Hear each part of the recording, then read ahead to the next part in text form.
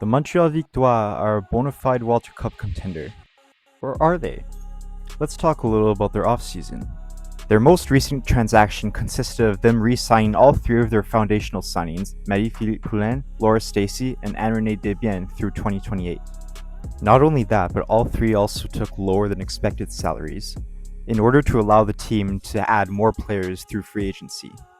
However, the concern with this move is the fact that all three players will likely need to be protected again if the league decides to have another expansion next season. That's depending on whatever protection rules are. If they decide to stick with the three-player format, you know it's likely going to be these three again. But because they took lower salaries, let's look at who the team was able to add in free agency. Cheyenne Darkangelo, 2 years. When this was first announced, my expectation was that she'd get a decreased role, unlike what she had in Ottawa.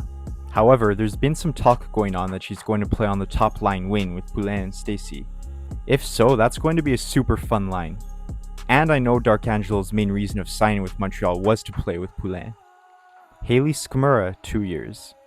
On the back end, Jessica DiGirolamo, 2 years. Quebec native Jade Downey Landry, 1 year.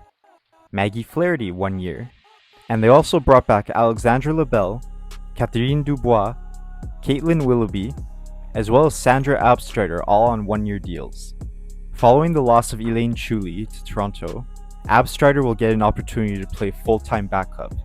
She's only appeared in 3 PWHL games to this point, but she's a star with Germany internationally. And following the loss of Kayla Barnes to Seattle, the team elected to use their first-round draft pick on Nicole Gosling. Just imagine a Gosling and Ambrose pair. And they elected to use their second-round pick on Minnesota forward Natalie Mlinkova, who's also already a star with Team Czechia.